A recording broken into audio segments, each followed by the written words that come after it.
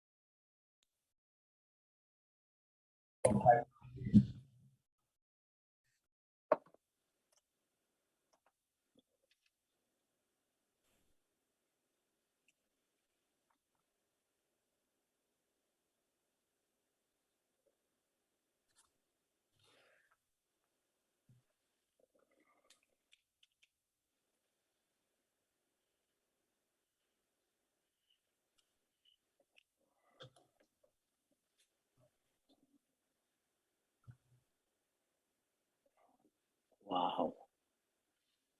That's awesome.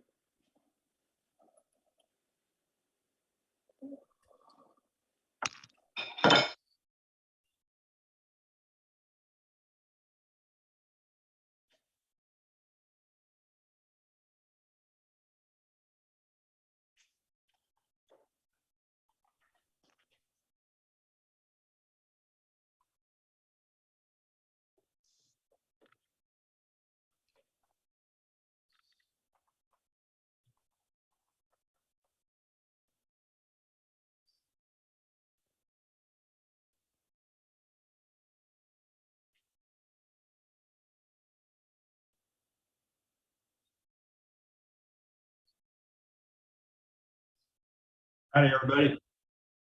Hey, folks. Hello. Well, Hello. hope you're having a good weekend.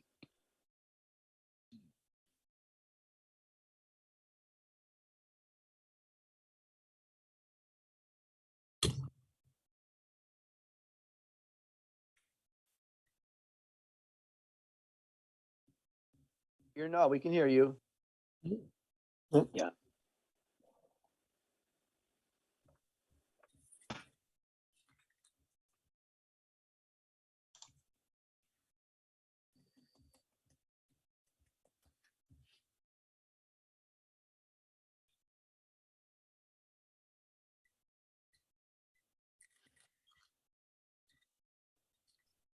Tim, yeah.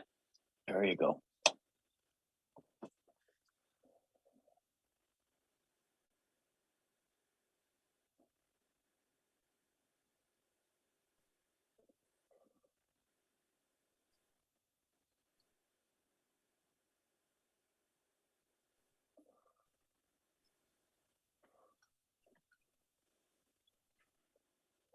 Okay.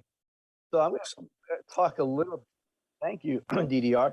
So I came to know Peder Jeppesen when I asked him to make the club pipe of the year for the Sherlock Holmes Pipe Club a number of years ago. And so there was a number of emails back and forth and a lot of planning and the picking of the shape. And finally, we decided on a shape and about 12 to 15 pipes altogether. And so the really cool thing about this transaction was that Peder was coming to the United States and he was doing a tour of different pipe stores, and he was going to be up at Cup of Joe's up in Queensbury, New York. And so what we did was my pipe club decided, well, instead of having him to ship the pipes to my house, why don't we take a road trip to Cup of Joe's, where we will meet up with Peder, we'll make some exchange, we'll pay him, we'll get the pipes, and we'll get to hang out with him for a while. So we took a ride up to Cup of Joe's. We spent a couple hours up there, and Peter brought along a whole bunch of his pipes to the store, of which I walked away with this one. This is a really nice, like squat tomato, really nice grain, excellent smoker. And so it was just a really great day. The first time I had ever seen we'd ever seen Cup of Joe's, meeting the pipe maker in person, and getting the club pipe. So it was a very, very good day. He's a very nice guy, very personable, very fun to do. It was a good day. Most of the other times with the club pipes, it's like we send the money, we make the arrangements, the pipes come in the mail. But here's we've got a chance to really meet the guy, which is really pretty fun.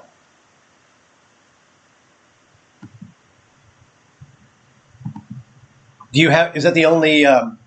Oops. Right now, I have about 4 of his pipes, and they're all really, really good smokers. And what I like about his pipes is they're very beautiful. He has some nice designs. He has some nice adornments to them, and they are very, very reasonably priced. When you compare, one of his pipes to, some other makers, it's really you get an amazing pipe for a very reasonable price. That's one of the things that I was going to. All right, let me make this switch here. One of the things that I was going to mention today, as we take a look, and hopefully we'll have a chance to chat with Peter about this, is so Peter is a famous, like the Nerup line is not just some secondhand newcomer to the block. This is somebody who's trained under Eric Nording. He makes beautiful, beautiful, high quality work. And you can, like this one, cost me not much more than $100, maybe 125. And you're not going to find pipes of this quality, for less than $400 or $500 elsewhere. And that's just amazing. If you don't have a Nerup pipe in your collection, I highly recommend you check one out. Yeah, I like the craftsmanship. I like he has a very open draw on his pipe. It's very easy to break in. Really, really good smoking experience. Say, Tim, relative to Cup of Joe's, I've never been there, obviously, but did they have, given their name, did they have a pretty strong coffee presence? Yeah, I think they sell some coffee too. Yeah, I believe they carry coffee in their store. I think that's another. Of course, when I was there, I was pretty much paying attention to the pipes and the tobaccos and everything else. But I think they do carry some coffee. Good for that. While we're waiting for Peter to join us, why don't we celebrate our weekly tradition, which is to talk about what we're smoking and what it's smoking in, and that'll give us time to reach out. I'm going to reach out to Peter right now and make sure that he's got the link, and and then he'll join us. In the meantime, Tim, why don't you keep it going for us and talk about what you're smoking and pass the virtual pipe. Okay. Well, I think what I'm going to do. Well, I think I already kind of started. I'm smoking a Nerup with squash tomato, and I'm ended up smoking GLP's Regent's Flake, which is a nice Virginia Oriental, great tobacco. I really enjoy it. And after that, I think I might go to one of my Jeppesens, which was maybe Howl of the Wind. So I'm gonna pass the virtual pipe over to David Klein right now. David, how you doing today, and what are you smoking? Doing well, Tim. Thank you very much. And good to be here on another Saturday. Right now, I'm smoking one of my old cobs here. And in it, I just finished up the last of my first tin of Ennerdale Flake, which was a really interesting learning experience. I enjoyed that, and I've got 4 more tins, so I'm going to let those age a little bit and move on to some other stuff. My next bowl, I'm going to smoke in my Kareem, they call it a Cobra, he does. And in that, I'm going to put in some Newminster 400 Superior Navy flake. And so that's my agenda here for this afternoon. So, David, before you pass it on, you said Enterdale Flake was a learning experience. Can you share a little more about that? I had never smoked before any Lakeland Essence tobacco. I've heard a lot of comments about it, and in fact, Glenn mentioned that he did not like it at all. He said it tasted like burning plastic. And on the other hand, I found it to be quite nice. I enjoyed it. And, but I dedicated this cob to it because I've heard that Lakeland Essence tobaccos will ghost a briar or even a meerschaum. So that's my Lakeland pipe right there. But yeah, I had never smoked it before. I read on I don't know if it was tobacco reviews or smokingpipes.com, but one guy reviewed the product. He said it smells like your grandmother's underwear drawer. I wouldn't know about that. I've never smelled my grandmother's underwear drawer, but I can imagine. But anyway, it's fun. I like the tobacco. I just got some more. In fact, just came in the mail today, some other Lakeland tobacco. I got some Rousemore plate, and I've also got a tin of Bob's chocolate plate, which I have not tried either one of those, but I'm going to experiment with those as well. Bob's so chocolate flake is a nice one. It's an aromatic, but it's a nice tobacco. Yeah, that's a very good tobacco. Which one did you mention? Bob's chocolate flake. Oh, Bob's chocolate. Excellent. You didn't fool around either. You wanted to try Lakeland, you really jumped in. Enterdale's like the major end of the spectrum there. Yeah. Grassmere's right there with it. Right. So anyway, I will pass it over to Randall Arnett. Randall, what are you smoking and how are you doing there today? Doing great, doing real good. Just wish the weather would get a little more spring-like. It's all gray and damp, cold, wet. But anyhow, got the old club pipe here, the Bones, virtual pipe from Good Smoker, real good smoker, and it's got some Amphora Virginia blend in it. Real nice tobacco. I like that a lot. Afterwards, I'll probably dip into my Ahab's Comfort, which is heavy-duty Vitakia. Boy, it's a good one. And let's see, who's next? I'm on Dave. Are you there, Dave? There he is. Hey friends, thanks Randall. Good to see you all. Got in from work as usual, but I'm having a bowl of, what did I start with? I can't even remember what I got in here now. Oh, Old Dominion in my Janos pipe. And after that, I am going to fire up this old calabash from Austria that my dad gifted to me. This thing's got about 20 years on me. And in that, I'm going to smoke a gift from our dear friend Miguel with some folklore. So that's it. Weather here is non-remarkable. We're right at freezing point, and spring is coming. Everything's good, so I'm going to pass the pipe on to Dave, have you smoked any of that folklore? What do you think of that? I like it. I smoke next to no aromatics at all, and I don't know. Is it aromatic? I feel like there's something on it, but you know, I'm not an aromatic at all. No. No. It just, to me, it's got something. Maybe it's like Catarini in it that makes it taste like. That's exactly what it is. It's all the Orientals in it.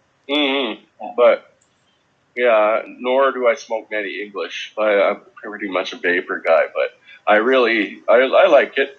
It's milder than any of the other English, like if you like Nightcap or something, but it's got that spicy taste I guess not Latakia because it's Catarini, but yeah, I don't know. It's pretty good. It's not my favorite blend, but I'm going to smoke some today because I think that it'll smoke really well in that calabash. So, and I want to see if I taste any different in there than it does in my corncob pipe that I put it in the last time. So, anyway. Dave, I'd like to ask you a non-pipe related question. I know you work for the railroad. What do you do for the railroad? I'm a locomotive engineer. Oh my God, you drive the train? Yeah. How cool is that? I'm the choo-choo guy. You are so, that's so cool. I notice a lot of time on your posts that you seem to be outside in the cold, and good for you. That sounds like an awesome job. No, it pays the bills. That's one of those premium railroad jobs. If you want it, well, it is now. I didn't start there. I'm sure. I started with my boots and snow, man. So, yeah. But yeah, no, it's pretty good. The romance goes away quickly once you actually do the job, though. For all the people that have that rail fan romance thing about railways, but it's good. They've never missed payday either. I worked for a lot of people before the railway that didn't have my cash on payday. That's so good. Anyway, I'm taking up way too much time here. Let's pass the pipe on to, let's give it to Mr. Plunkett. Don, how are you today? Thanks, Dick. Doing well here. It's spring in North Carolina. So yesterday it was in the 70s. Today it's in the 60s. Tomorrow it'll be in the 50s, but whatever. It's progressively warmer and the snow's gone. So as expected, today I'm smoking Southern Old Professor, which is kind of my go-to brand. I know we have a lot of folks who like things like Prince Albert, kind of what things we call codger tobacco. And I guess Old Professor is kind of my codger tobacco. And I'm smoking it a bit weight. I think this one I'll probably move on to this guy right here, which is a nice pipe. I've had for a while. It's a little heavy, it's hard to clench, but it's a good smoker. Just a quiet day, same old, same old. So let me pass the virtual mic on to our friend Ken. Thank you, John. I hope everyone is doing well. And I decided today to go upside down, or maybe upside down again. I don't know if I've done this before, but the first one that looks upside down is a Dawes pipe or a Lyons pipe invented by Charles H. Lyon and made popular by a vice presidential candidate under Calvin Coolidge in 1923, and they were in office starting in 1924 because they were successful. The country not so much, but anyway, it looks like you're smoking a pipe upside down, and it'll garner some questions if you're out and about with it. The second one is a Bartlett pipe. It is literally upside down. The air goes through that grate there, and the top is blinded off, and the cherry goes up, or actually the tobacco falls into the cherry. It can be a kind of a pain because you've got to learn to pack it lightly and use a dry tobacco. And, I'm sorry to interrupt you. Can you hold that up a little higher? Oh, sure. Sorry. There it is. Oh, thank you. That's the Bartlett. It's green and it's clean. So, and, it looks upside down because it is and smokes upside down.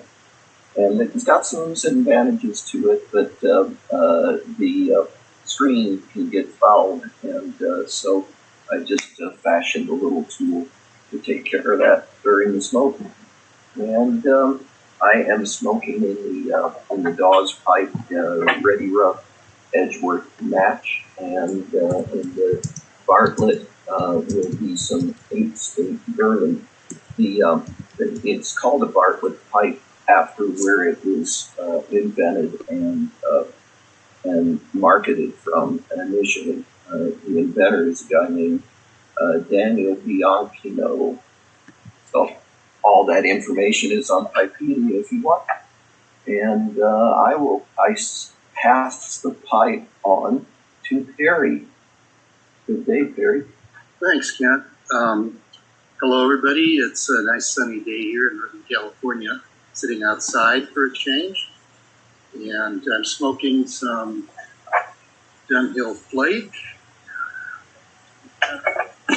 That's in a squirky bent Dublin. Let's see that at all. And I'll be following that on with some King's Ransom from Ken Byron, which is one of his Latakia heavy Englishes, only this is not quite as heavy as like Victorious or Mountains of Madness. And I'll be smoking that in a Barentini in Dublin.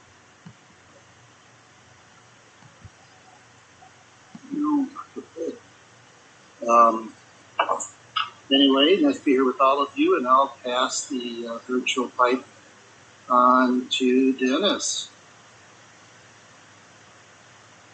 Hello, everyone.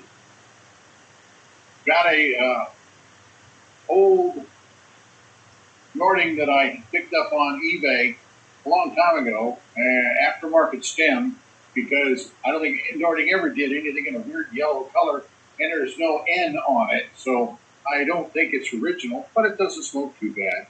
And it is a Franken English blend, basically all my rejects. I just throw into a nice little jar here and see what happens. Oh, it's smoking halfway well. I found out one thing from this is that I am definitely not a pipe blender. Considering it tastes okay, but I wouldn't even pass it on to someone else for free. But I learned a little bit from it. Let's see, Marek Pielęgniarek? Pielęgniarek, yeah. I don't know if you can hear me. Can you? We can hear you. Yes, we can hear you. Yes. Yeah, hello to all of you. Spring has come to Poland and it's 30 centimeters of snow. Really, that's quite a lot today.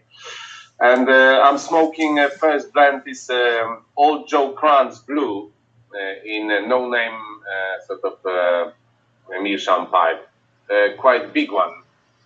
And it's shaped like sort of cobra shape. I don't know if you can see that. Nice. It's a nice, fairly new pipe for me, acquired from second hand. And I'll be following with, this is a sort of autograph pipe, like a whale-like pipe. Beautiful, straight grain pipe from a Polish artist who lives in Sardinia, Dominik Kobrin, his name is. And it takes almost a year to complete the order with him. You know, once you place it, you have to wait. That's a beautiful pipe. Can you hold it down in front of your body, Eric? There's something wrong with my focus. I don't know. Yeah, I think it's because you have the background on. But yeah, oh wow. Maybe, yeah. It's a nice one, and like a Moby Dick. My favorite one is.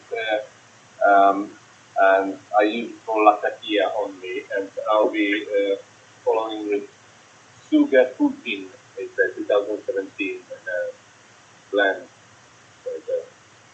Suga, I think, is Japanese. I think Fujin 2017. It's quite heavy Latakia. Beautiful stuff. Yeah, they made, Suga years ago, I think about 10 years ago, they made 4 different English blends, all named after different demons. Sadly enough, because I'm only smoking a pipe, I've been smoking since 2019, but this is dated 2017, and I have acquired this from my friend who died in November, and his widow, she sort of did a garden sale out somehow and bought some blends of her really. Very nice man from my city, you know, a very wise man, and he was only 50 when he died. So really that it reminds me of someone really that is a sort of double value for me. Really. And but well, let's find someone who hasn't said anything. Dimitri Sasso, please. Thank you, Marek. Well, I'm starting with my Savinelli 601 Church Warden. And I'm smoking some Indonesian tobacco in it. And after that, I'll switch to another Savinelli, this Hercules Bulldog. I'm not sure yet what I'm going to smoke in it, probably some English. And let me pass. That's 5. Dimitri, what's in the glass? Louis Royer cognac. Ah. And let me pass 5 to Chris. Let me break in for just a second, Chris. Hold on one second, because I just want to let everybody know that our guest has arrived, and he's being very patient, listening to everybody talk about their pipes and their tobaccos today. He's having a good time, so I think we'll be fine. But I just wanted to let everybody know that he did make it in, and in just a few minutes, we'll be introducing him. For those of you who popped into the live stream a little bit later, our guest today is Peder Jeppesen from Nira Pipes, and it's going to be a fantastic, fantastic show. He's going to share all kinds of stories about his pipe making career and answer all of your questions and whatnot. So we'll get to him in just a minute, but let me go back to Chris now. Chris, thanks for letting me pop in right there. I just wanted to say welcome, Peder, and we'll and just hang out, man. We'll be there in a second. No problem. Yep, so we've got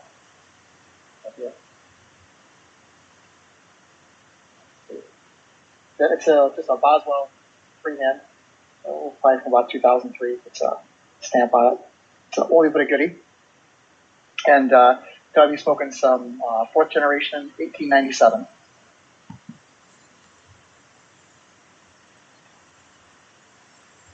See who's out there. Ramachandran. I'll pass it back to you. Thank you, Chris. Good evening, greetings to all. Today I am smoking from my Peterson system 315, which is Silver Sticot. And in that I am smoking the house blend of Necronis Red Stag, which is State Virginia. I don't think I'll be able to complete it today, but nevertheless, if I'm able to complete it in the round, the next tribe that I'm planning to smoke is this other 7LE Girl Gaius, Gaius, in which I'll have a bunny blend, Old Joe Craft. And now, how about Glenn?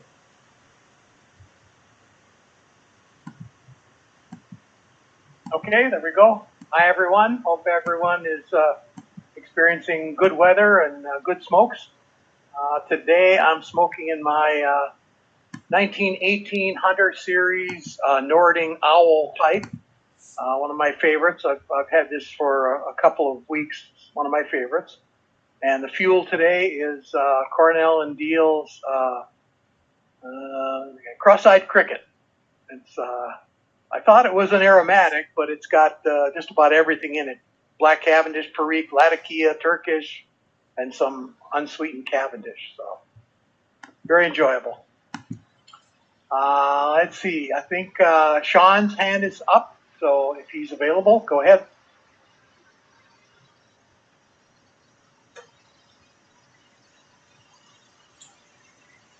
Okay. You got two of us here. Yeah, you go first. All right, then you can follow right behind. So today we got 4th generation pipe, and in that is some Peretti 333 Burley, which I've been really enjoying lately. And I got to leave a little early, but on the road trip, I'm going to go with the Club Merchant pipe, and in that, I've got some Peretti London Fletch ready to go. And Sean, take it away. Okay. Well, I guess we're both smoking Peretti today because right now I've got some LJ Peretti 150th anniversary plate, and I've got it in my Vermont freehand made by Briarworks. It's a great little smoker. And then I'm probably going to go over to this Vermont freehand and something English. Possibly also a Peretti's Cambridge, otherwise it'll be Bengal flight. Okay, and it looks like Dimitri's the only one with his hand raised. Oh, David Ross, sorry. Dimitri's gone already. So after you, David. Well, I had to say that twice because my microphone didn't get started. I am not actually smoking anything today because I'm in the hotel room. So, but I did bring this just for today, just to have to sort of chew on for today's meeting. This is my Peder Jeppesen bent apple. Really fantastic. One of my favorites. And I'll tell you the story behind how I chose this pipe. And then I'm going to introduce our guest who made it. Last year, as you know, we had our first anniversary extravaganza, and we held a raffle and gave away tons and tons of pipes. And one of the pipes we gave away was this one. And when we were selecting the pipes, it jumped right out of me. It just called to me. It's got a very nice sized chamber. I wanted something that I could sit down with at night, fill up and just like read a book, just like not have to refill the pipe. And so I picked this one, and I'm really glad I did. It's a beautiful pipe. Could go on and on about the grain. Absolutely perfectly complementary stem on this. Big capacity. I don't know. This is a class 3 maybe pipe, and just sort of the overall, fluidity of the shape there. I just really love it. So thank goodness that we did that raffle, because I hadn't really thought about adding a Neerup to my collection, and now I'm just waiting for more. And one of the questions I'm going to be asking our guest today is, when can I expect to find more of these pipes? Because they go so fast. That's how good they are. Anyway, it is my very, very great pleasure to introduce our special guest for today. His name is Peder Jeppesen, and I'm hoping that I am pronouncing that correctly. So, Peder, you're going to have to help me out there. But if you are on, just turn your mic on, buddy, and say hello. Hello, can you hear me? Yes. Hello, Peder. Hello, thank you very much. That's nice that you invited me, and I always was concerned about if anybody can hear me or see me. So I hope you can hear me and see me, everybody. You're good. Yeah, Very well, very well. Very good, very good. I'm really now. And again, thank you for showing up, everybody. And I'm very pleased. I, of course, call you from Denmark. In Scandinavia, and I've been a pipe maker for since 1977. When I left school, I started working with Karl-Erik Ottendal. I don't know if you know him, but he was a very popular pipe maker for US in the 70s and up in the mid 80s when he unfortunately died. So, small introduction, and go ahead and ask me questions. I think that would be better. I'm not a very good storyteller. Well, I think that you probably have. Oops, let me turn this on here. I said, Peter, I bet you have plenty of stories. We'll just help to tease them out of you. Very good. Peter, Very good. Peter was telling me that he was concerned about his English and how well he'd be able. Like, dude, you're fine. Sure. You're fine. Good, because I've not been very trained for the past years because I've not been able to come to US because you all know of the virus and we have been so busy at the workshop for a long time. But I hope now when everything opens up, we'll be soon, at least for next year, we will be able to come back to the States. We always enjoy to be in the States. Every time I've been to many places from LA to San Francisco, the north, the south, yeah. But still, there would be places I really would like to see sometime. Well, I'm no hyperbole necessary. I think a lot of people are going to be really excited about that. We're going to want to see you. We've been talking in our club here in the meeting about maybe organizing little excursions and pilgrimages to some different places. So if you come back to the States, there'll be a bunch of us on our way to go see you. So, oh, that sounds good. Yeah. I love, except for the long flight, that's always an issue to come to the States. Yeah. Especially in the winter time, because there are always some storm of visitors over the Atlantic, so we very often could catch up in some kind of airport. Let me sort of get the ball rolling here. Now, Peter, do you come from a pipe making family? No, not at all. So, what got you started? The name Neo, well, I started when I left school in 1977. I really didn't know what to do when I was in school, so my big sister, she got a boyfriend, and he worked with Pioneering. And he asked me if I would like to come and try to make some pipes with Pioneering, and then I showed up, and that's how I started. So I started, at that time, the freehand pipes, and we call them fancy pipes. It worked for every shape you made. So that's how I started to sit and make freehand pipes. So, were these step by step? Were these pipes that were going into the retail right away, or were they just he was going to train you in how to do them? Well, at Carl-Eric, everything was, it was kind of I think in Europe we call it rock and roll company, everybody's just, when we showed it in the morning, we start to make what we would like to do, more or less. So Peder was a very nice guy, so he showed me how to work with a revolver bench and to revolve a bowl and a shank, and then try to make something, and then we take it from there. So you can say I actually made it the hard way, So, and of course, it was not all the pipe we could use at that time. So, but you learn you could see I had skills to work with the wood and were able to create and design and all that. So in that way, I slowly learned it step by step. What was? Maybe I was younger. What would you say was the hardest thing for you to learn in the beginning? The proportions.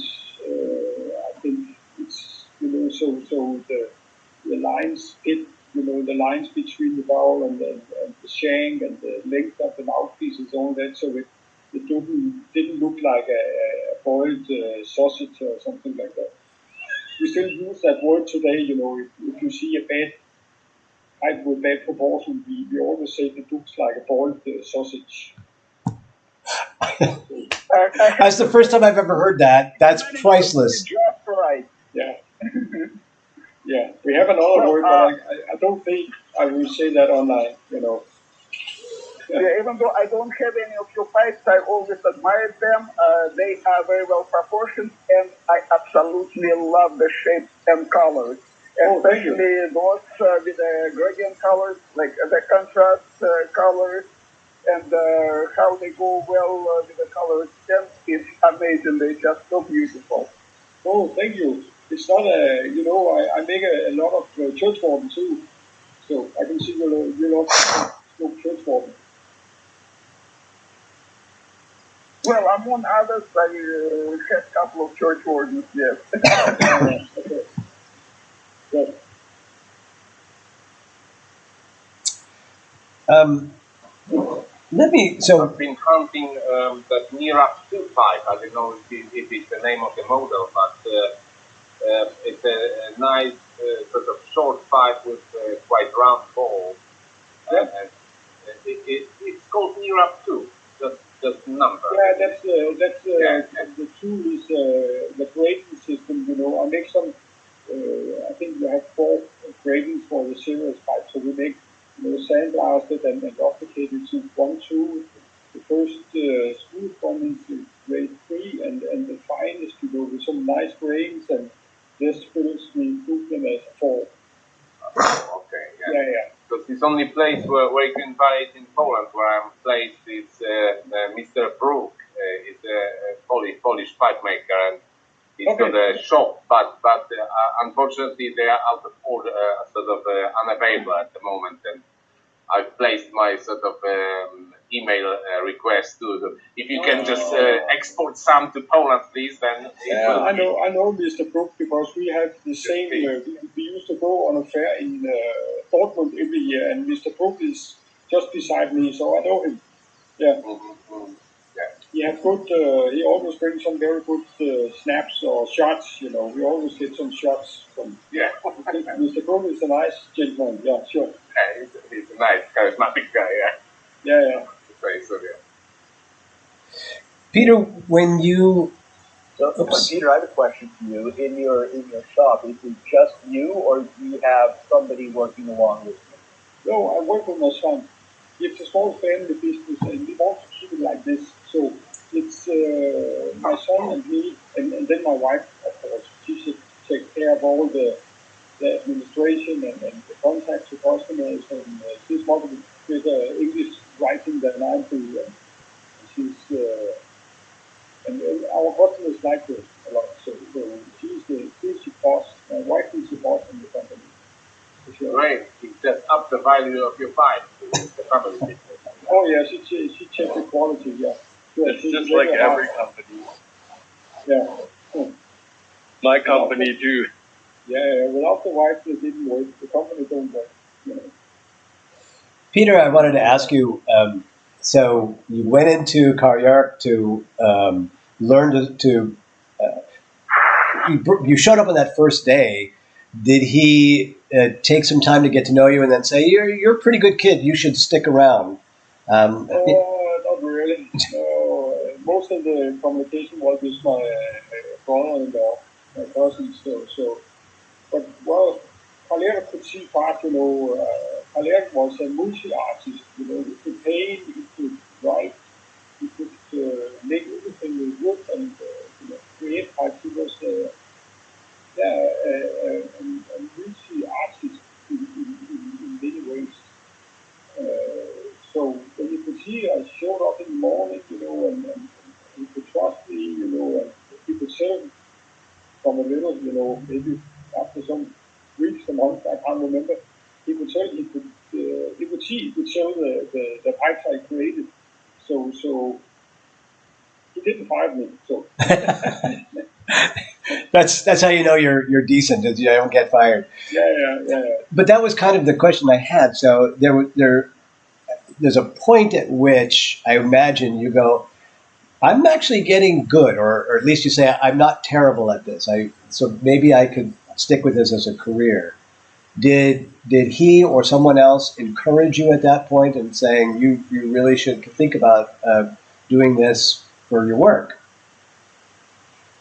Yeah, nobody. It's when I see now, after many years in pipe making, I see a lot of the people that have been started or have been tried to do a business out of pipe making. There have been people that have been hired by others, and then they try to start by themselves. But I can see now, after I've been able or been lucky to have piping as a living for nearly 25 years, or at least 23 years, I think. You can see you have to get into some luck and meet the right people, and how the work is put together at the time. There's a lot of things that have to be come into something that you were just at the right place at the right time and meet that and that customer that they think is good for you. And of course, when in 1977 or in the 80s and all that, people didn't travel as much as you can do today, and there was no internet, and you just couldn't get in contact with customers. So for sure, when all that boomed in the beginning of the zeros, that helped me a lot, for sure. How sorry, I keep having. I don't have my fancy buttons with me today, so I have to reach over and click the computer. So when did you start your Nira brand and start branching out on your own? The Nira brand was registered in 1999, I think. But at that time it was not as a full-time pipe maker, right?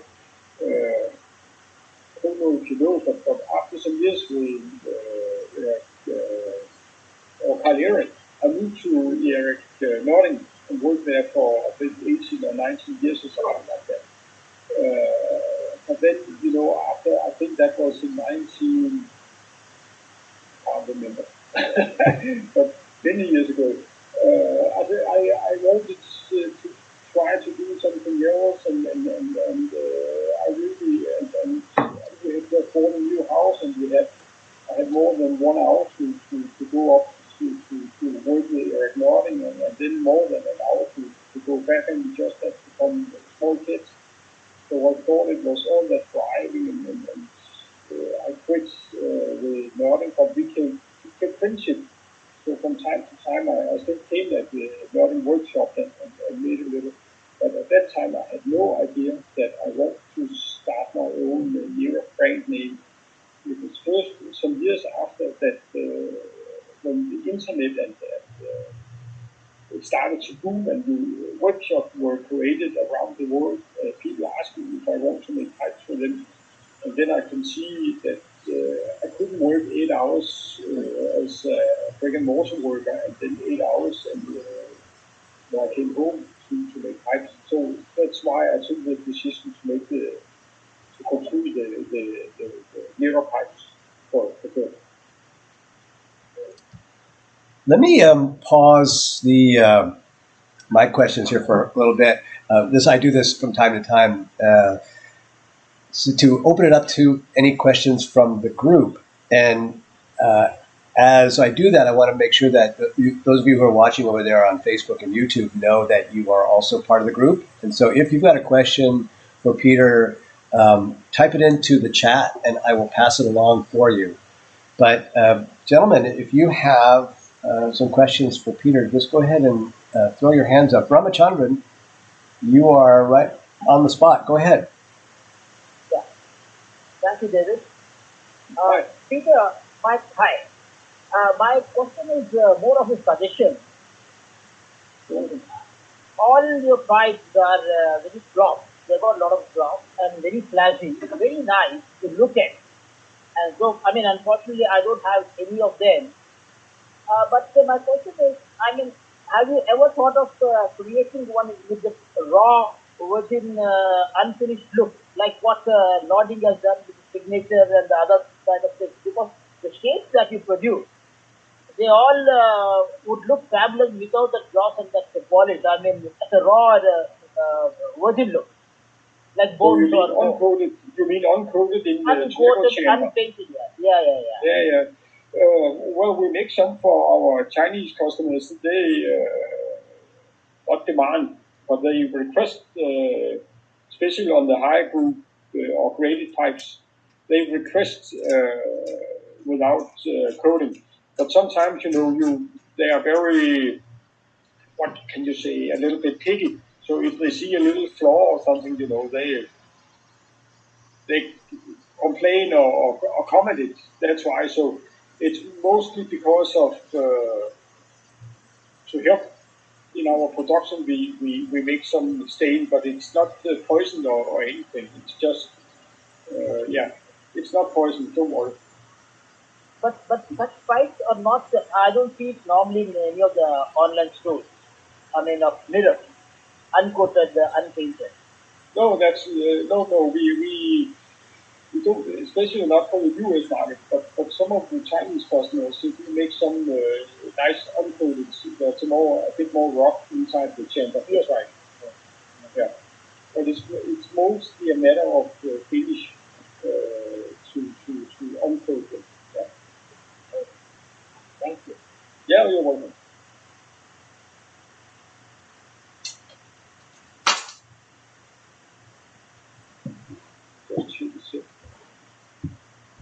Peter, I have a question for you. Yeah, sure. I hope you remember this one. This is the Sherlock Holmes pipe of the year you made for us in 2013. Oh, yeah. We had a Jeppesen. Yeah. Well, one of my favorite, and I really love how the gloss is still on. Yeah, you kept it nice. I can see the finish is still nice. And I smoke it a lot. It's one of my favorites. And I have a couple questions. One, the pipes you offer, I mean, they all have beautiful finishes. They have nice, they have a nicely colored stem, and usually some piece of silver or something on it to kind of, adorn it. And I noticed that the price point is always, well within reason. So I guess I wonder, how do you make such nice pipes, and how do you keep them at such a, accessible price rate for people? And how many pipes do you make a year?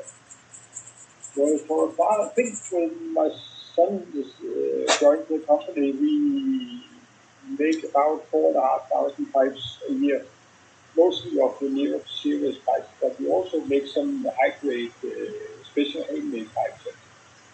And we have the inexpensive Ida pipes also. So yeah, we have been lucky and able to do some tests to make some, to keep some good finish, and we have some good materials and stains, and of course we use a shellac and how to put it on and do the polishing and all that. That's how we invented our finish. And then we have good possibility to get the wood and the wire wood. Even so, the past year have been a little tough or rough to get wood. But again, as I said before, you have to be sometimes at the right place at the right time to meet the right people who can help you and to be able, to make nice pipes. I know a lot of Italians and so that's, I got a question. I got a question. Can you guys hear me? I just need a quick question to you. I know with regard to small business, branding is really important. So I just need to know the history of the word Nero. Why Nero? Is the name of the You beat me to it, Miguel. The Nero comes from my grandmother. She was from quite a big farmer or agriculture family. But there was some family tradition that only some of the boys in the family could get the name. So when I wanted to establish my company, I asked one of the old bosses in the family if I can use the Nero name for my pipes and the things I want to make. And I got permission to use the Nero name if I treated it nicely. So Fantastic. From my mother's great one. Yeah. Yeah, fantastic. Because the most important thing is for people to remember you. So in other words, every time they talk about you, they talk about Mira. So the branding is spectacular, and it's a good name for branding. It's easy to pronounce for foreigner. Exactly. Yeah, Congratulations. because we have many different letters and ways to put together words in Denmark. So there's a lot of names that is very difficult to pronounce. So I choose Nero because it's easy to pronounce and write. Thank you so much. I've wondered that forever. Thanks for asking, Miguel. And Super. Randall, I see you got your hand up there, brother.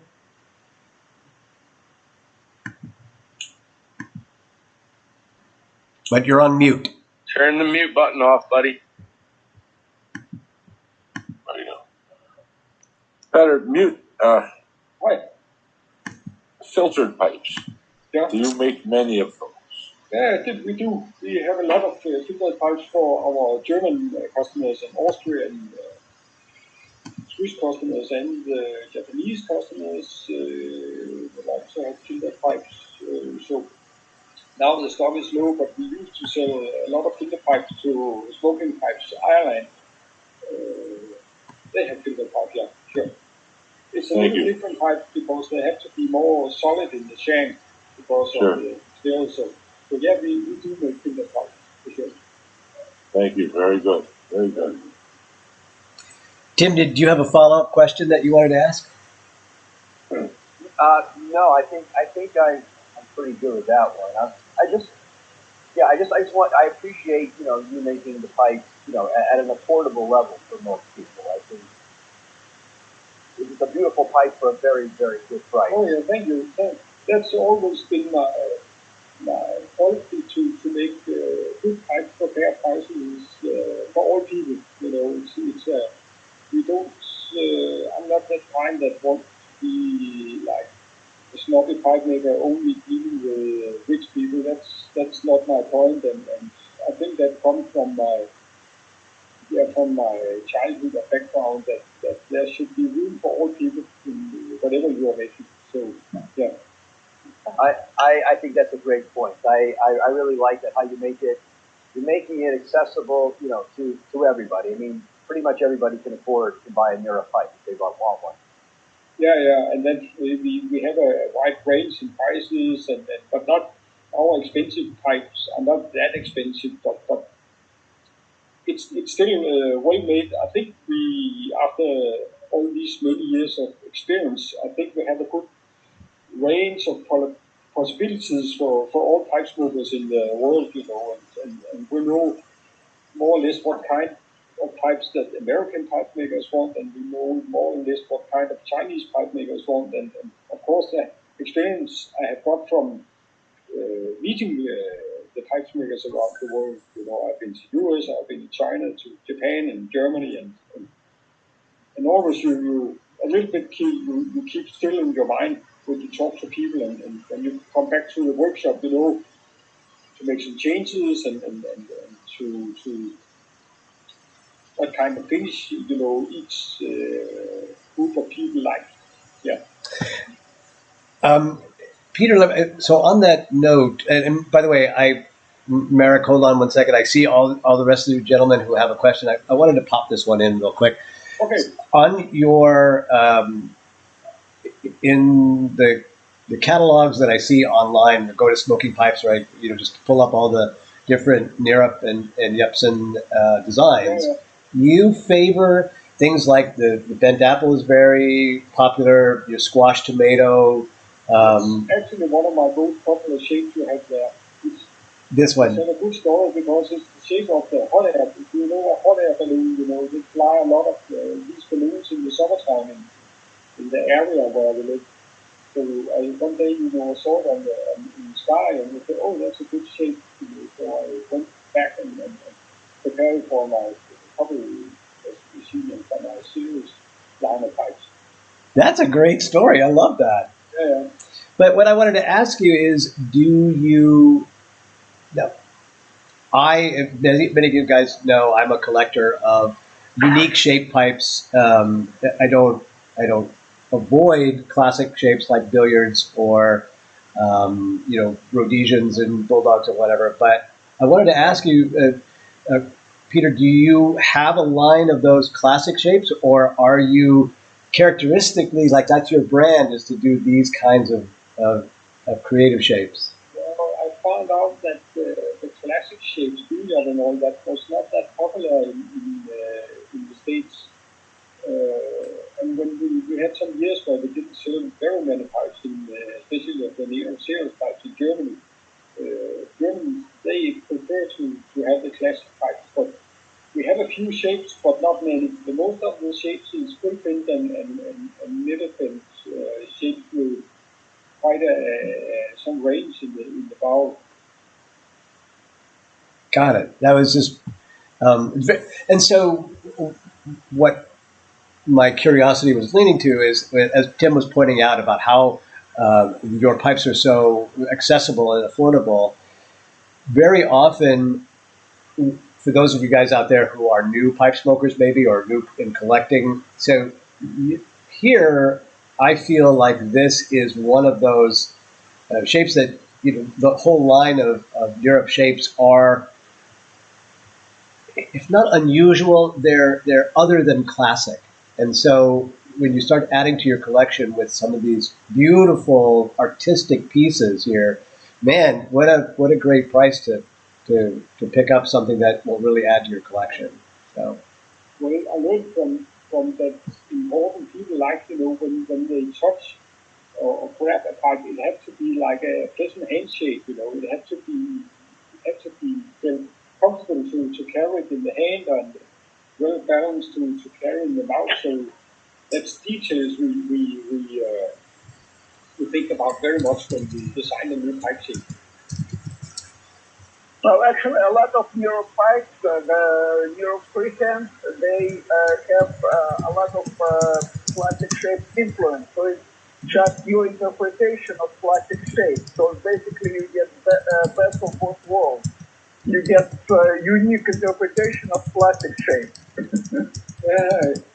Well, I think it's more or less classic Danish in the shapes. There's a little bit of many of the good Danish pipe makers. I think it must be something we have in our genes, or some genetic, for Danish pipe makers. They always have something a little bit similar in the shapes. You can't say what it is, but you can totally see the difference from a Danish pipe shape and from an Italian pipe shape, I think.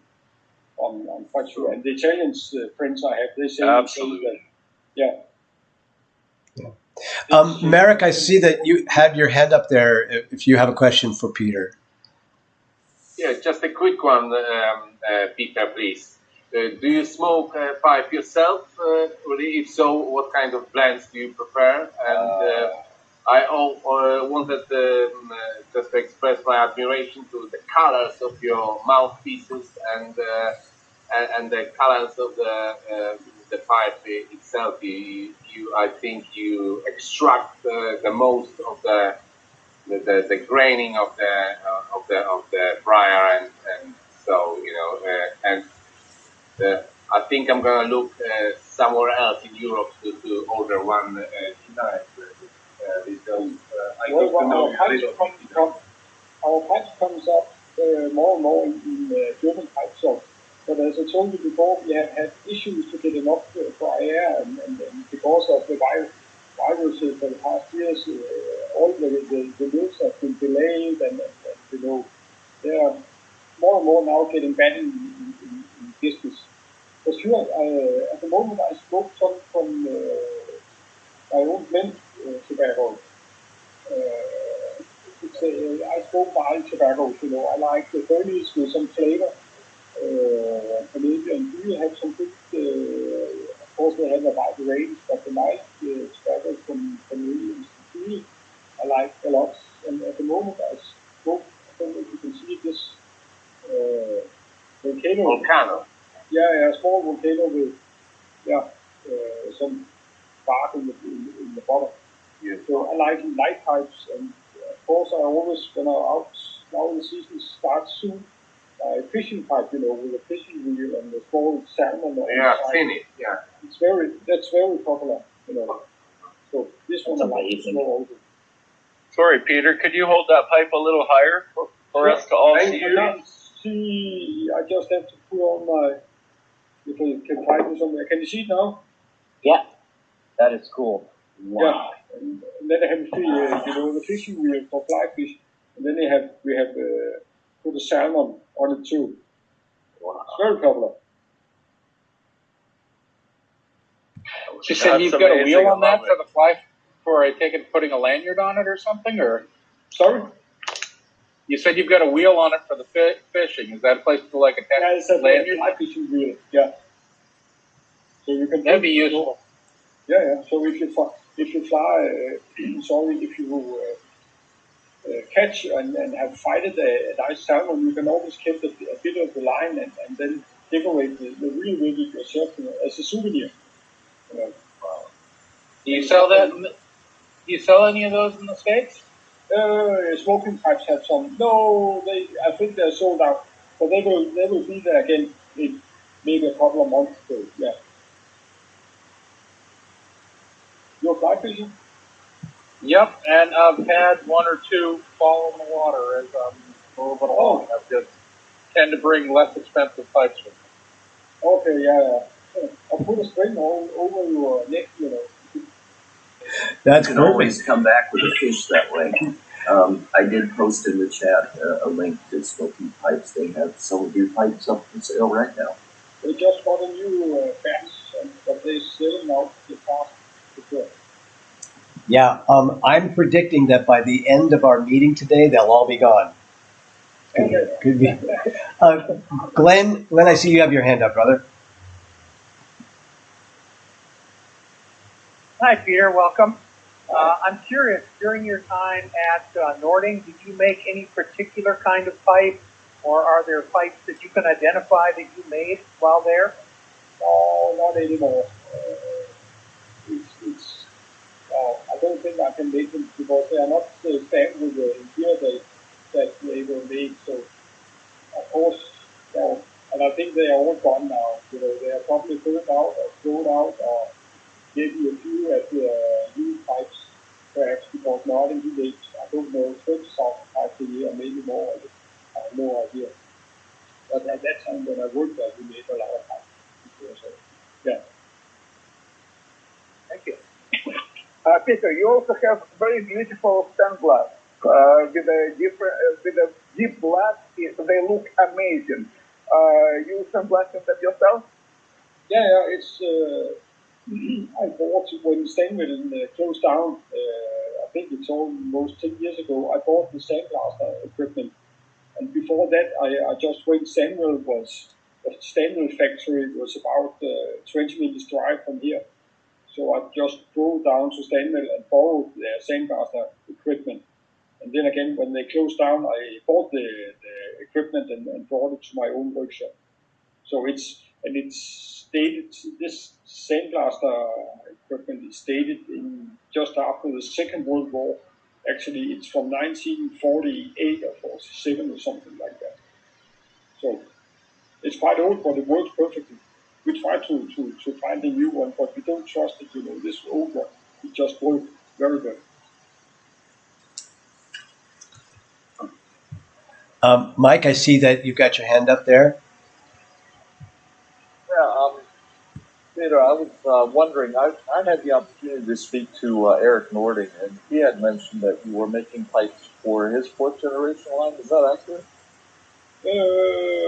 Yeah, that's Eric Stoltenberg. Yeah, I make the fourth generation. Yeah, I got an agreement with Eric Stoltenberg that he made them. Yeah, I met Eric in, I think it was in Skivenius shop, I think 10, 12 years ago or something like that. And I really didn't know Eric Stoltenberg at that time. And then we found out we were both I knew his father, Peder Stoltenberg.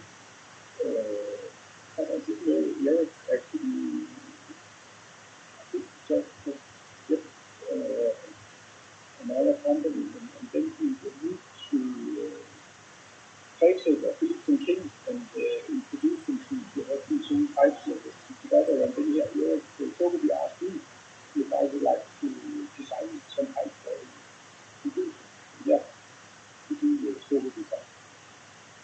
You seem to be very, very happy and very proud of the products that you're making. Yeah, we're selling more of them, yeah. Sure. Yeah, I know 50 of Eric Stockaby configuration pipes were made by Tom Eltank, and I believe all others were made by you. Actually, in the shape, I can see your design, the shape of configuration pipe. Oh yeah, I know. Tom made one shape anniversary pipe. I can't remember what year. It was maybe 4 or 5 years ago, something like that. One of them was designed by Tom. Sure.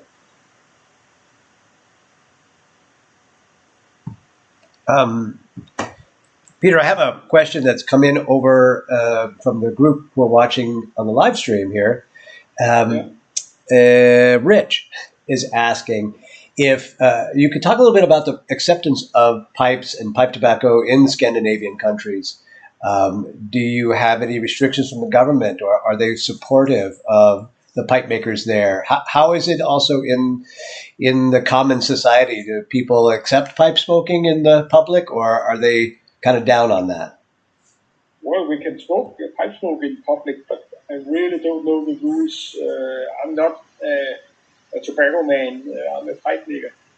I know a little bit, but I just know that taxes has been raised a lot in Denmark. And, in Norway and Sweden, the tobacco is expensive, very expensive.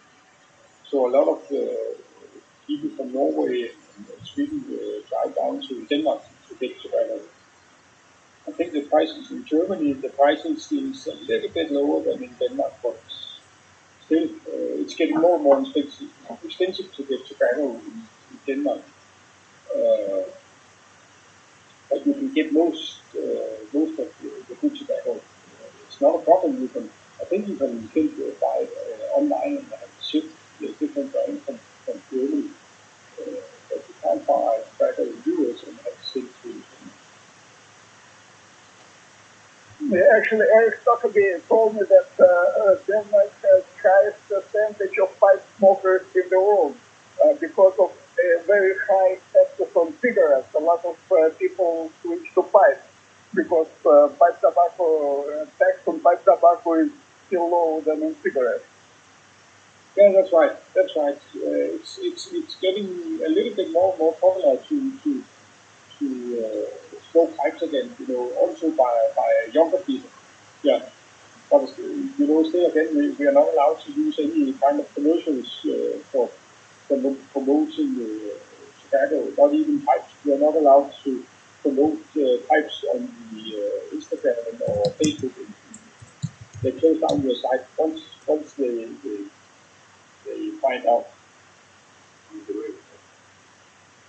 Speaking of which, Peter, do you have a website? I went on looking. No, I don't have a website. No, it still exists, but we never use it. We never worked on it because it's too much work to.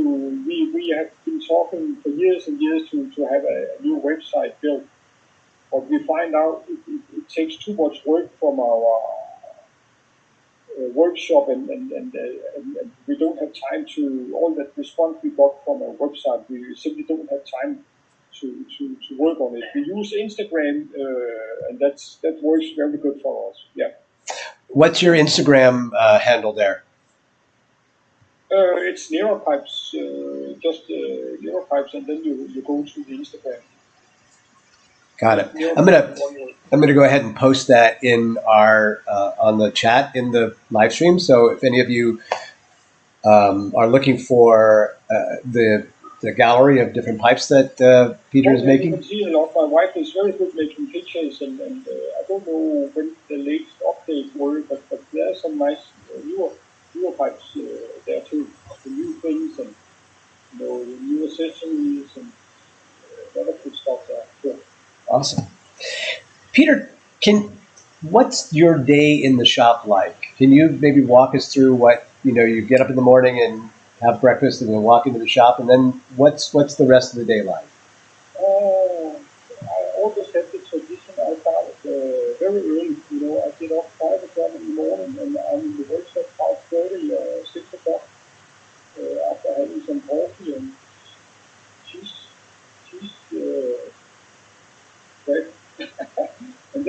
to a little bit late in the morning and have a talk to your wife and my son when he raised you up a little later than I did. And then I work to maybe have some dinner at around 12, and then we work to 2 or 3 o'clock. And then I normally maybe go out in the summertime. I like to surf and sail in my catamaran and angler fishing. And sometimes, if the weather is not good for it, I work a little longer in the afternoon, and then I work maybe a little shorter the next day if the weather is doing something in the fair time. Yeah. Do you have a sort of a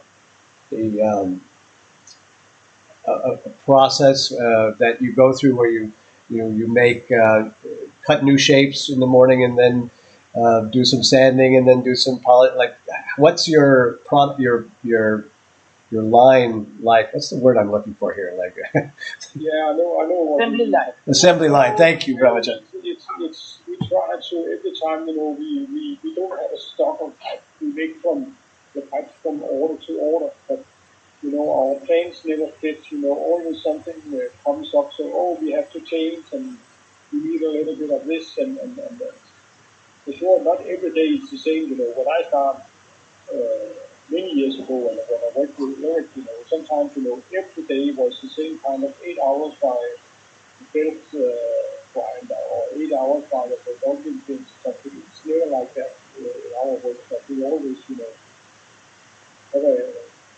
different things to do all the time. Nobody sits at the same machine 8 hours a day. That never happens. When your son joined you, did you give him certain jobs to do, or are you both making pipes from start to finish? Well, it's more that he gives me the jobs. So no, it's after what you call it, his experience. We exactly know what to do each. Or sometimes we switch. He do what I do, and then I do what he do. So we not make the exactly the same every day. So and then we talk with my wife, Bettina. What do we need? What kind of pipes do we need now for this order? And we concentrate a little bit about that, and not a little bit, but a lot. The wife is listening. So we switch a lot. We can really do both the same things. So. Do you have a favorite shape? I know you said that you make a lot of the bent apple is popular, but do you have a shape that you really like making more than any other? No, not really. It's hard to say I have a favorite shape. Not really. We have some shapes, we find good, and we make a little bit more of these because the customers like it. So when we can see when we have made a new shape, and we can see it didn't sell as expected, we made maybe a little less of them. But just to have a good variation of shapes and designs, we really never quit the shape. So we never make this anymore. If we have to put a new shape in our assortment, we really always don't have a special favorite. I can't say. We have some old shapes we continue to do because that's the style. It's the one you just showed us. Has shown we have made that for many years. We have the poker shape. I don't know if I can show you. But our poker shape, I think we started to make it in 2001 or 2 or something like that because we had a Japanese guy who requested it. He actually think he looks like what was his name after the American general or something like that. As a corn pop, General MacArthur, yeah. Yeah. So, we made that for our first Japan customers. He called it Arthur. You showed us the volcano that you're smoking today and your salmon fishing pipe. Yeah. Do you have any others nearby that you can share with us? Oh, I have some we just made. I have one here with a new silver application. I think it's. Can you see it? Because No, hold it up maybe 3 inches higher. Yeah, because I can't see my own yet. Yeah. If you hold it up in front of your face, it's about the right level. Something like that. Tiny bit higher. Tiny bit up. I try to find There. Wow. Yeah. Wow. Yeah, it's with a silver, and then there's a wolf in it. You know, it's some Viking decoration. You know, I live in where the Vikings settled down many years ago. So a lot of the things and the rings have Viking influence. You have this one. I love Vikings. Wow. Yeah, I love it. So yeah, no, that was why we used it. And then of course I have some of the things I started to make. You know, the fancy pipes, the gold top pipes. I have one here if you can see it. Yeah, and then it's a sitter. Peter, if you could once again, but basically put it in front of your nose and just hold it there. There. Will they be available somewhere soon, or have they been already sold to someone? This one these are also, yeah, it's they will be packed on Monday, and then they are gone, and then it will take. I think we are close to 1 year behind with the orders because so we have tried to make for the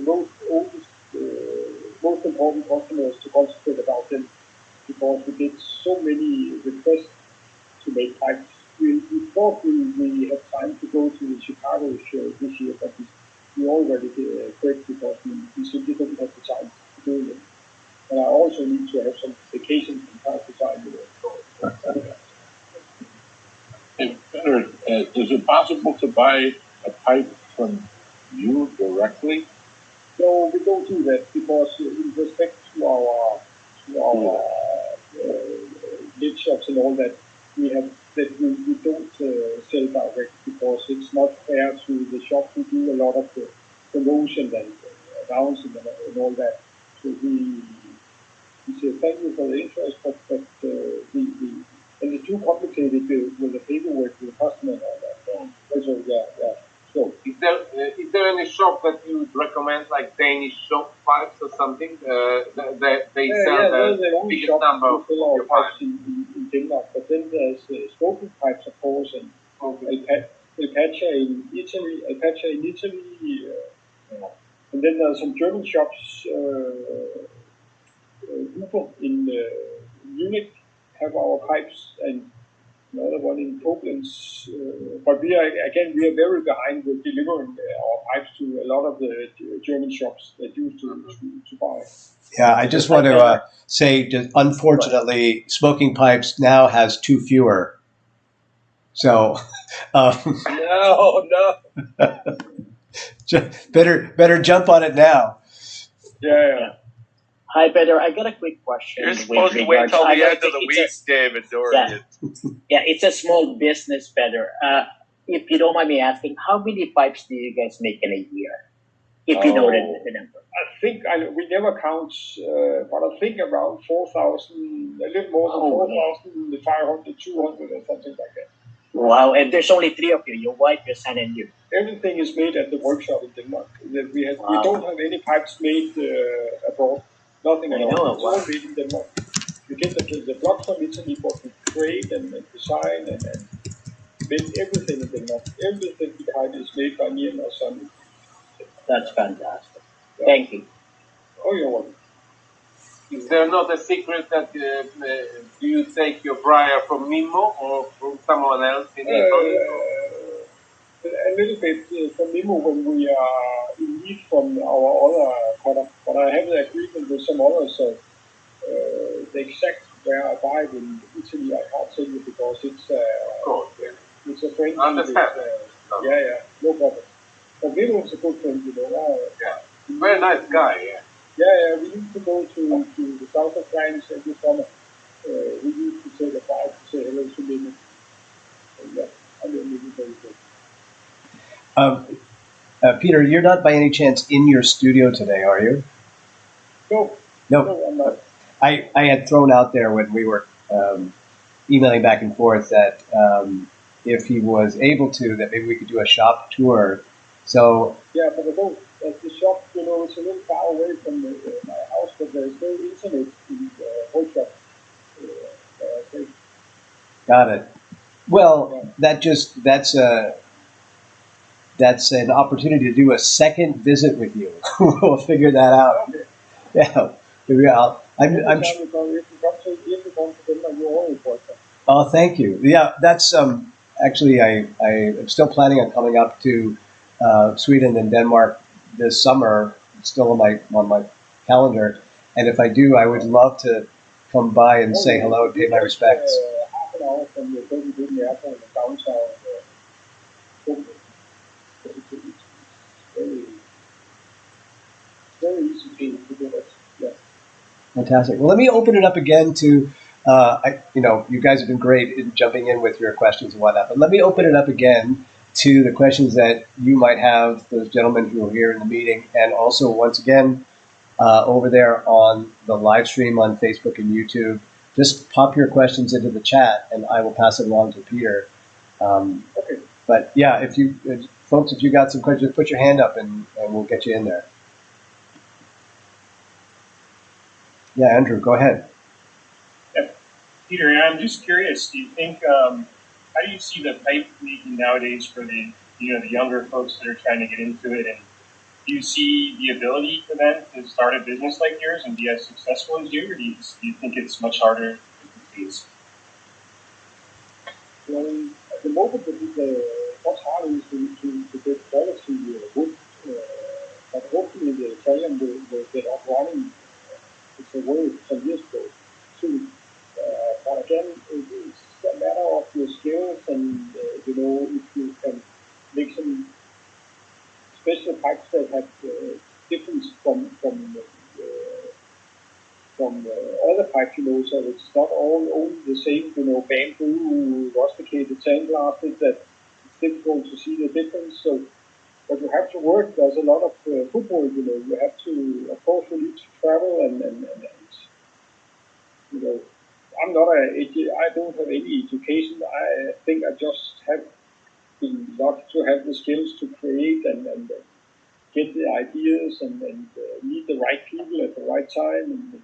And so I can't say exactly, but I still think there will be demand or need for pipes for many years. Yeah, I think so. Yeah, so it's just, try to cut something and get it out. Kick the customers on the knee and say, here I am, and would you like to do a cooperation? Can you sell it? And it's only by trying, And it's easier today with the internet. When I started, that was not. It was just beginning of the internet. But yeah. Peter, where do you want to take your craft? Like, as year by year, when you make new pipe shapes, or are you inspired by anybody else's work, or do you have something in your mind and say, I want to try going in that direction? What's next for you? Well, I don't think I'm not inspired from anything personally. I think I get most of the inspiration from when I'm out in the surroundings, when I mountain bike in the forest, when I'm out sailing and surfing and what I see out fishing, the shape of the stone from some trees. I really don't know. Or maybe for something I read in a book or some Viking inspiration in the area, no. So I think that's where I get the most inspiration. But no, that's really personally from. I have friendship to most of the Danish pipe makers, but I really don't want to copy or to make something similar just cheaper or anything. No. It's one of our policies is that we don't want to make something similar to what others do. It's very important for us to make our own things and create our own ideas. So let's go back to the pipes, the shapes that you created then. What was the one, or maybe more than one, that turned out better even than you expected? Like you had an idea in mind. I'm making this up, so I don't know if this is true or not. But let's say squash tomato. right? So that's a very beautiful shape that you make. Like, how did you start trying that? I really can't remember, to be honest.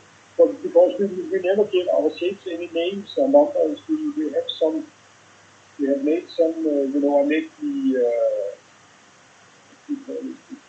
harvest moon pipe, that's been quite successful because, of course, we can see from my childhood, I know that just after harvest and when the first full moon after harvest was a very traditional, it's a kind of myth or traditions or whatever, so I thought that has always been in my thoughts to make a harvest moon pipes because then when it's the harvest in the house and the farmers get the money for the year and maybe could afford to get a new pipe, something like that. I think that's a little bit memorable for the harvest moon we started to create some years ago. That's beautiful. Sean, I see you have your hand up. Go ahead, sir. So, excuse me, a question and a comment. We'll start with the comment. One, it looks like I do have one of your Stokerby. That's one of the Stokerby. When I saw this at the pipe shop, the contrast stain was so beautiful. Thank you. I put away a little bit of money and picked it up. So now that I know your pipes here, I'm looking at them over here on my side monitor, and look, 2 pipes are already missing. I think I know who they went to, Mr. Dorian. But I did notice that your chamber widths are all around the 22 millimeter. Do you make any smaller or narrower chamber widths? Not really. Not really, because that's true that fits for the narrow pipes that fit best in our when I have to put the block into the copper machine. So that's why. Yeah, not a problem. I do make some very large, for the freehand pipes with I think it's 30 or 32 millimeters chamber. So that's large, but that's made by hand. Yeah, because I can't put the block in the machine. Your stem color and your contrast stains are they're phenomenal. Well done. Oh, good. I actually learned that from Carl. We use the same stain method at Carl. Thank you so much. Oh, you're welcome.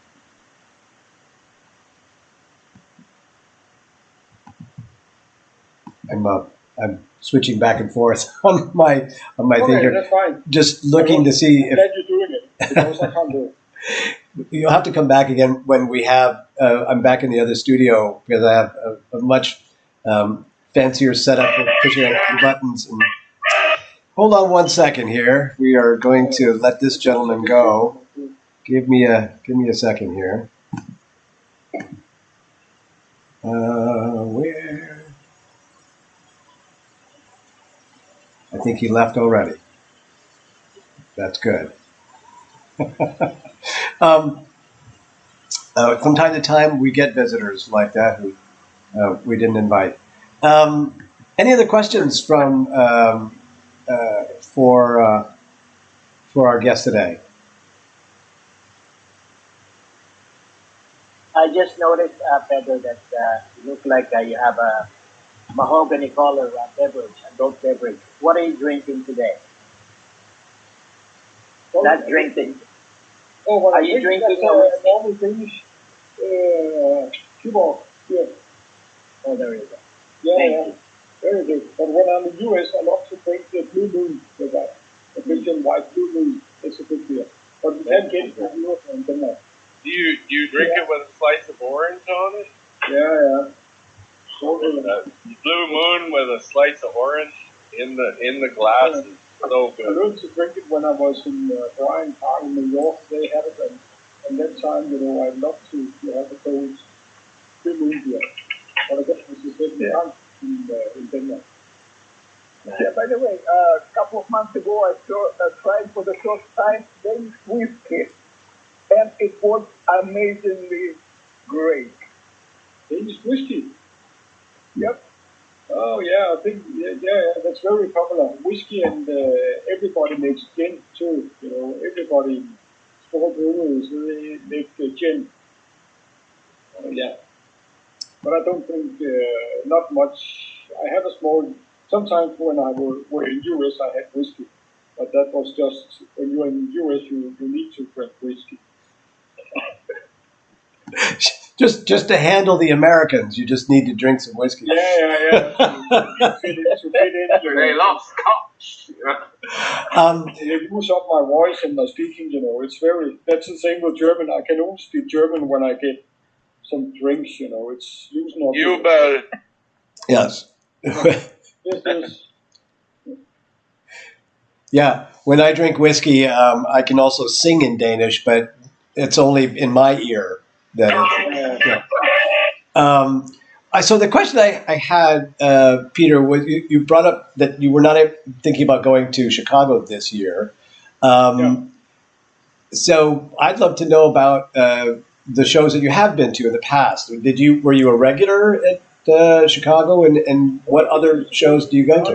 Nearly every year for almost 10 years, since 19. There's no 8 or something. 2008 to go there, but when we have been here for a row of years, I thought maybe it was we didn't because we have got so many customers then, so we didn't want to. We didn't have time to at the end.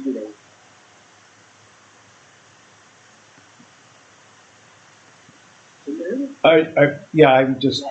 Okay, I didn't know if I was. Yeah. The needs or the you. Oh, we can. Okay, that's good. But that's why after I think 10 years in a row, we decided because it was going to be the same every year, and we actually didn't have time to go there.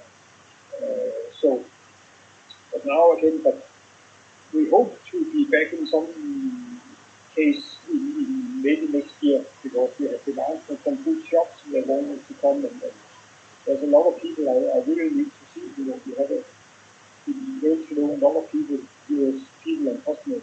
So. Is Chicago the best show that you do, or do you do any of the other? You go to West Coast, for example. We used to be a member of the RCDA, so we used to have the shows in Vegas and I think Orlando, and then we go to New Orleans.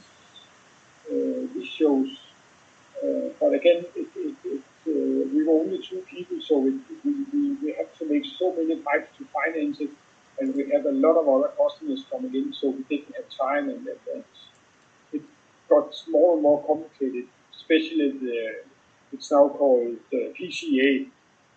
The costs were astronomical at the end, and it was too complicated, and less people came in, and we couldn't nearly finance to doing the show. So after some years, we quit it because we earned, to be honest, we earned more money to concentrate about the customers we already had. And again, we only 2 people, so we couldn't make all these pipes at that time. But we had great fun. Vegas is always fun. We were always fun. I was curious. Do you do any shows in Europe? Do you go to Nottingham in England? Dortmund. That's very important for us. So that's we always very successful. But I know we will always start to prepare for that show in a month ago, and we already have agreements with customers that we know will come up, and they want to. It's always these shows are always chaos, especially the first day, because it's like kids in when they see the Christmas tree, everybody deciding to get the first pipes and to the show. So yeah, really busy. We've had another pipe maker on the show recently. Somebody I really enjoy is Chris Kelly from Eldridge Pipes, and Chris has shared with us about hanging out with other pipe makers, like they're in England. So Northern Briars, and we had a couple of the other pipe makers. Do you hang out with other pipe makers in Denmark? Do you have like a? Not really. I hang out with Paul Winslow from time to time because I think we have the same sense of humor, and Paul Winslow is very much like me, and learning, we are, common, normal people, that's, have the same kind of sense of humor and make the pipes for the same group of customers, more or less, and we live close to maybe 20 minutes drive from me, so it's not often, but from time to time we see each other. We go to see Winslow and his wife, and that's always fun. And we stay there much more than we expect. Just curious, I think in different countries there's different sort of cultural habits and whatnot. So I was curious about that, since there are so many great pipe makers in Denmark, whether or not. But I like what you said about having the same sense of humor as a friend. I'm very curious about one thing, though. You keep mentioning that you surf. Now, where is there surfing in Denmark? Well, I surf close to Danish, to Copenhagen Airport. That's the wind direction, and it's a nice place to swallow water, and then there's some other beaches, but now when I get older, my knees are not that good anymore, so I so that's, I live in an island, so there's a lot of coast areas where you can surf. It's, it's not with waves, it's with kite surf. Oh, you kite surf? Gotcha. Yeah, it's not like we have been in San Diego some years ago, and that was another kind of surfing, but we didn't, it was only by, what do you call it, a small bodyboard or something like that, but that kept us busy. I was curious, but so I used to live in Hawaii, and I surf, and J. Allen pipes. I know, yeah. We visit when we were in San Diego. We visit Alan. I know he has been a top surfer. Yeah. Yeah. So give us a moment there. But that makes sense. And I was going to ask you, I was like, how thick is your wetsuit that you have to put on if you're going surfing? In the wintertime, I think the one I had is 7 millimeters, and some of it, but that's what you need to use most forces and arm power is to get the wetsuit on, because it's like, it's like another kind of skin. I was going to ask what the water temperature, ambient air and water temperature is when you are surfing. In the wintertime, it's around, I don't know what's the Fahrenheit, but it's around 2 or 4 or something like that. But in the summertime, it's around 20. So with a wetsuit, it's not a problem. Well, let me pop in here for just a second because we are heading into the last 15 minutes of our meeting. Now, don't go away, anybody. But I do this every week when we get to this point, just because this is the point where we begin to wrap it up, and we do this every week. Peter, you might have watched this before. I don't know. But after 2 hours, I want to make sure that nobody's getting in trouble with their wives and families. So, and also we're obviously joined by some people that weren't invited. Idiot. So we're going to be wrapping up here in just a minute here. Also, I wanted to let you know that we have other guests who are on the docket. We've been trying every week now to get Matt Gus from the Seattle Pipe Club. I think he is on the list for next week. Cross your fingers. But we'll be making an announcement about that as soon as I get back to my studio. Okay. We are. Next week. Yeah, almost. Yeah. Go ahead, Peter. Who should be your guest next week? We think Matt Gus from the Seattle Pipe Club. Oh, yeah, okay. I think I met him in Chicago some years. Most likely, yes. So, but then try to ask Stokerby, he lives in US. He lives in Charlotte. So he's very good at representing the fourth generation and the company and all that. So we are. We still have a few minutes left, so I want to make sure I open this up to. Okay. Yeah. And so, Peter, here's the thing that I often ask my guests around this time. So, I try to bring some thoughtful questions about getting inside your head about being a pipe maker and in the craft. But I'm sure that there's questions that I have not asked you that are something like that. So what else would you have to tell us? Well, I'm amazed and pleased that I have been able to serve my family and have a living and some very good years and met a lot of funny and crazy people in the business and have that luck to be able to promote my pipes and people want to buy them so I can, doing this event and hopefully for many years from now to still be able to meet new people and satisfy the pipe smokers around the world. So I think that's the most important and that my son and my family still wants to support me. Even so we have hard times, not only because of the virus and but other things, so that's, some kind of statement, if that's what you want me to make. That's beautiful. We can continue to make pipes many years and still start to travel a little bit again and meet the people we haven't been seeing for nearly 3 years now, yeah. And we haven't been able to go skiing, for 3 years. That's concerns me and make me a little sad. One of the things that I can see throughout this whole interview and from you right now is there's still a real fire, real passion that you have for making pipes, for continuing your craft. And it's really interesting to see someone who is so well established, who has such a strong brand and name for yourself, have this very youthful, very exciting kind of passion for it. And I love that, because I think that means that we're going to see a lot of great stuff from you for years to come. And that's going to be a great gift to the rest of the pipe smoking world. So, of course, we try to build the company and keep it popular, especially my wife. She's very good at communicate with the customers in the proper and the fair way, and of course, and sort out the issues that comes up.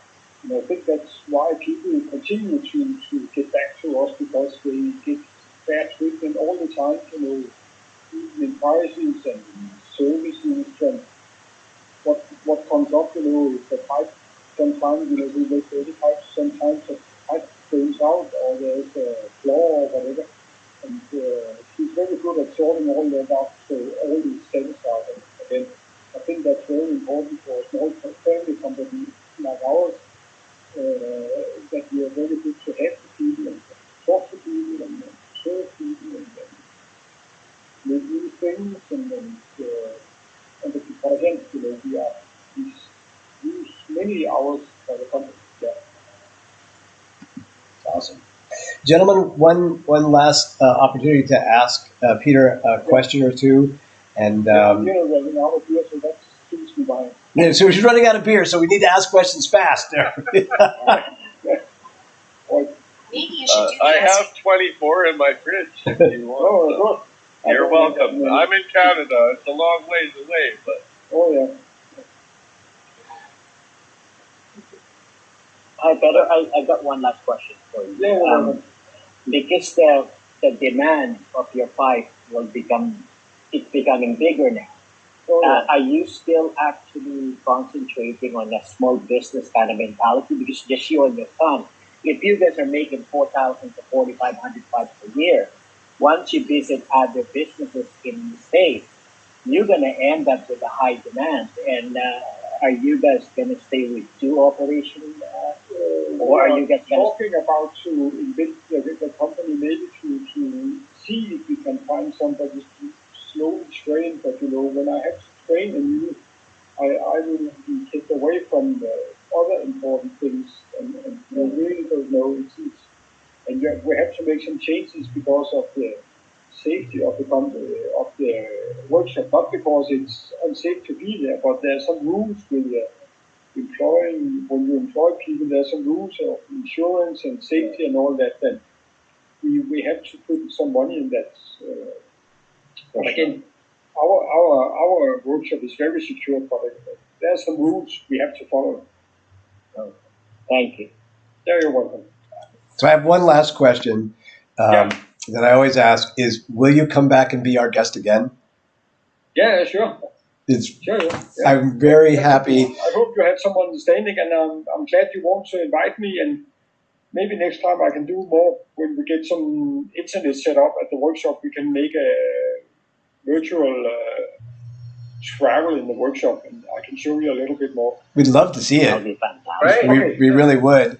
Maybe some, if you've got more inventory, sitting around, we'd love to see that. Yeah, I could have prepared some. We had to ship a lot of goods out, so I only have a few I could show you, but they are gone. Yeah, I totally understand.